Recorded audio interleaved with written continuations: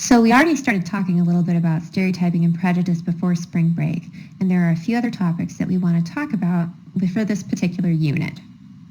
So let's go ahead and go through some of the consequences of stereotyping in this particular video, and then there are additional videos as well. So when we're talking about some of the consequences of stereotyping, here's some of the things that I want you to reflect on a little bit. First of all, you can think of stereotyping itself as a natural cognitive shortcut that we take to sort people or items into groups and make broad generalizations about them. But when we make broad generalizations about people, sometimes that can backfire or lead to someone getting hurt, sometimes literally. So let's talk just a little bit about that. So we can have biased processing in terms of what we pay attention to. We can tend to oversimplify the way that we think about someone based on a broad generalization about their group that might be inappropriate or not applied to that person at all.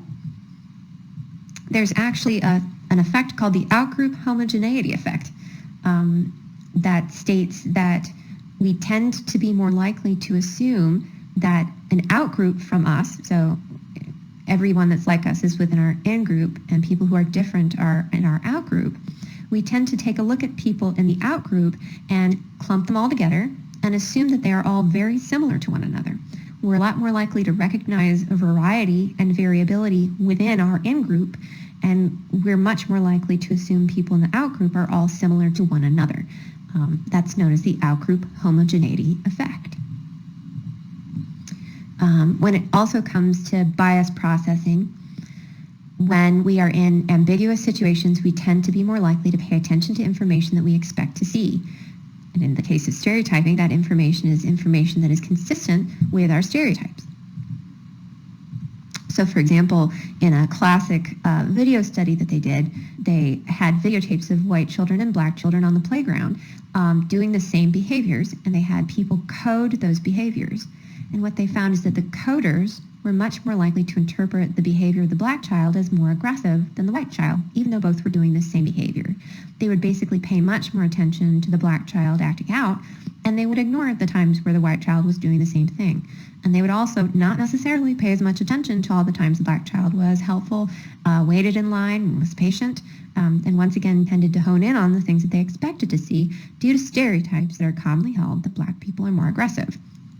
On a side note, just as a reminder for disclaimers, when I do talk about stereotypes, I'm just stating a common belief that society might hold as opposed to my own personal belief that I believe to be true. Just as a reminder for that as we're going through this. So another thing that we can have happen due to stereotypes shaping what we expect to see is sometimes that can lead to violence. Directed more towards one group than another that we see play out in the real world.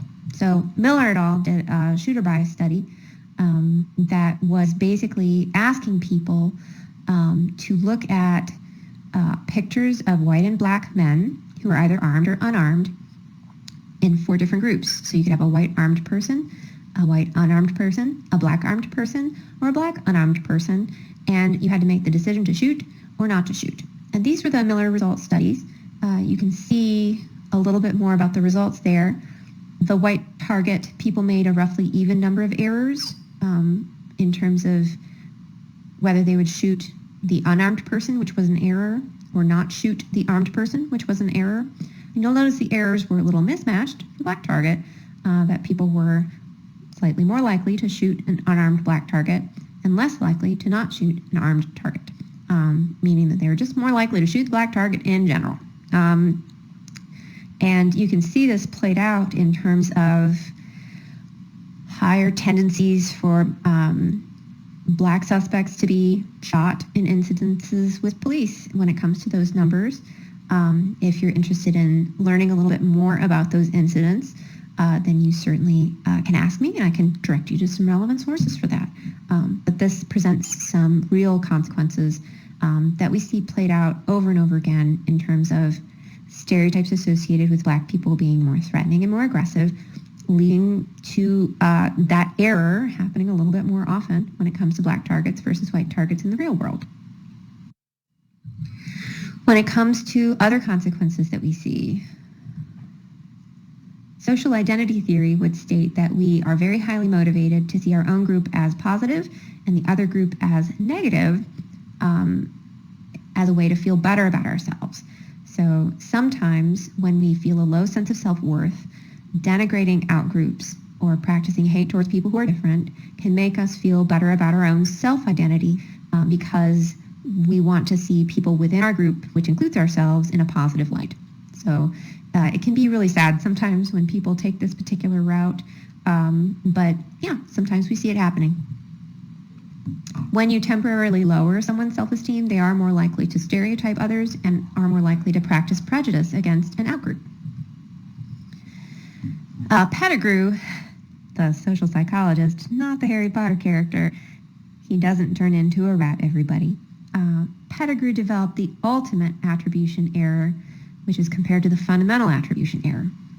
As a reminder, the fundamental attribution error is where we tend to be more likely to make dispositional attributions to someone's behavior than situational attributions. We're more likely to say someone cut me off because they are a bad driver than they cut me off because I was in their blind spot.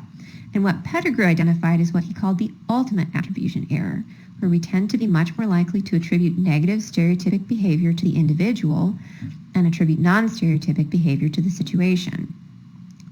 If we're going off of the commonly held stereotype that Black people are more aggressive and angrier, then why is that person angry? Because they're Black.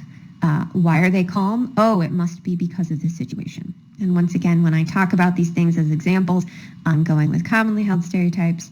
Disclaimer, disclaimer, disclaimer. You know, let's go ahead and talk about this without feeling the need to edit, and know that we're talking about it as an intellectual exercise rather than an attempt to actively do some of these things and denigrate people and make people feel as though that the belief that we ourselves are holding. So once again, thinking through this, if we're much more likely to attribute someone's behavior to their stereotype, if it aligns with that stereotype and is negative, and much less likely to look at their behavior that's non-stereotypic as due to them, then it leads to a perpetuating sort of cycle where we're a lot more likely to say, well, I knew you'd be angry because you belong to this group that has stereotypes that associate you with anger, and more likely to dismiss all the times where someone is not displaying that non-stereotypic behavior as being just simply due to the situation, which helps to perpetuate that stereotype even further. It's kind of one of those insidious sort of things. So one of the things we see that can sometimes happen if someone has certain expectancies for how someone else will behave based on their stereotypes is that they can generate this self-fulfilling prophecy. We talked a little bit in class earlier this semester about how people can create their own realities all the time and then say, I knew it would happen that way. This can happen with stereotypes too. So for example, you can provide a sort of behavioral feedback loop where you anticipate the stereotypical behavior from another person and then interact with them in a way that will bring that about. So if you expect someone will be aggressive, then you might act in a way that will make them more likely to be aggressive. And then as soon as they're aggressive, you can go, I knew it all along, you'd be aggressive.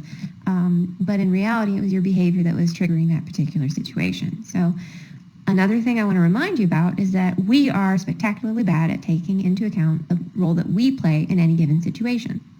We're much more likely to look around to our environment as a potential source of our own influence. And so we tend to just not pay attention to the fact that we can play a role in bringing about other people's behavior. That's something that we find cognitively challenging. And so it can sometimes be hard for us to realize that we might have been responsible for bringing about someone else's behavior that is consistent with a stereotype we were expecting to see.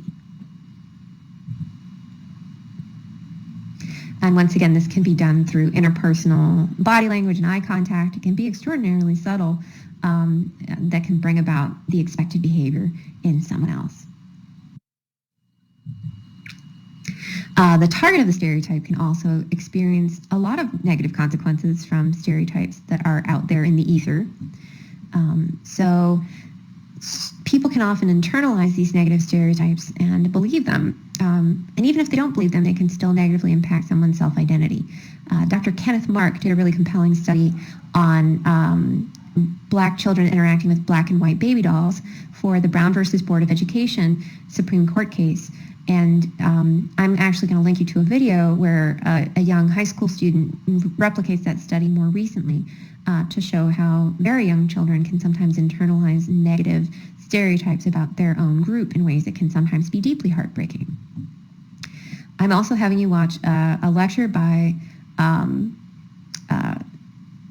Steele on stereotype threat. So Claude Steele is one of the primary researchers on stereotype threat. And I'm just going to go through a very basic overview right here, but you'll hopefully get a much richer picture of stereotype threat from Claude Steele's talk. Basically, if you have a stereotype that your group is expected to perform poorly, then you might fear your poor performance will conform to your negative stereotype. This leads to added pressure and anxiety, which in turn, ironically, causes poor performance. So that people who have negative stereotypes about their performance will be under additional anxiety and will more poorly perform as a result of that additional anxiety. The compelling part about stereotype threat is that if you remove the anxiety, then performance does change. If your stereotype is that your group is expected to perform well, then your group membership can actually improve your confidence. Think about sitting in a test, and when you're sitting down in front of that test, whether you second guess your answers, whether you think that you're going to do well on the test or not, and how that can sometimes lead you to self-sabotage on a test, to cross out an answer and put in a different one and second guess yourself, or to spend too much time chewing over an answer and waste your time and not be able to fill out the rest of the exam well, to get paralyzed by indecision. This is what sometimes happens to all of us in the middle of a test. And what stereotype threat tells us is that people who are stereotyped to perform poorly on the test have just that additional level of stress, so that we might not even, we might have a baseline level of anxiety that everyone has, and then folks who are stereotyped to do poorly just have a little bit more that they have to deal with. So once again, if you're stereotyped to do well, you might do a little bit better. So there are different ways to invoke stereotype threat. And once again, the key here is that you can study conditions where stereotype threat has not been invoked and compare it in terms of performance. One way you can invoke stereotype threat is if the person in question knows that the test is about something that's important and something that's valued. If it will predict your future success, if it tends to be aligned with your intelligence, if it's something that is important for future employers, that will invoke stereotype threat. Another way to invoke stereotype threat is to make people reflect about their race or gender, especially, once again, if that has something to do with performance on a potential test and there's a stereotype about it. So if you have someone reflect on that before they take the test, then that's more likely to invoke stereotype threat. This part is also always a little heartbreaking to me because one of the very first things we fill out on all standardized tests is a demographic survey that makes us report on these things that can make someone who has a negative stereotype associated with those groups reflect on it before they take a very important test like an SAT or a GRE. So here's just one example from Claude Steele's studies on stereotype threat.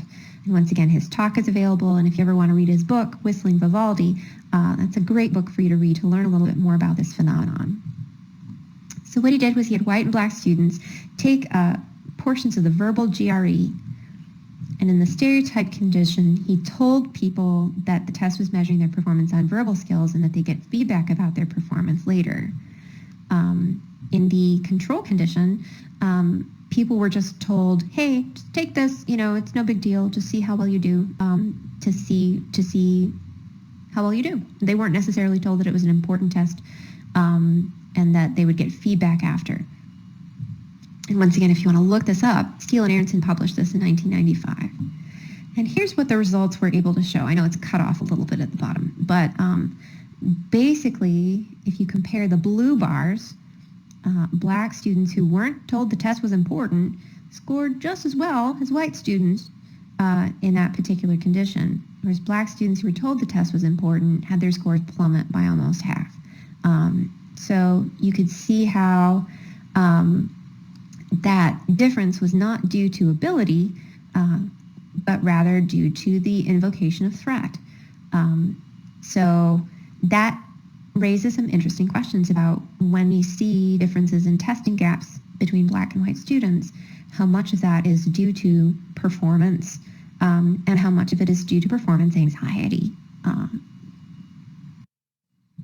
There was another really interesting study that was done by Xu et al. In 1999, and what they did, this was very clever. This is one of those clever studies I wish I had thought of first. They were taking a look at Asian women and math performance. This cuts against two different stereotypes. The first is the stereotype that Asian people tend to be good at math, and the second stereotype is that women tend to be bad at math. And what Xu et al. Did is they primed people to either think about their race or their gender. So they took a bunch of Asian women, and they had them either think about their Asian identity, or they had them think about their gender identity as female. And then, so it's the same group of people divided into half and asked to reflect on one or the other. And the Asian women who were asked to reflect on their race did better on the math test than the Asian women who were asked to reflect on their gender, which indicates some, once again, interesting implications in terms of how those stereotypes can shape the confidence with which we'll approach testing.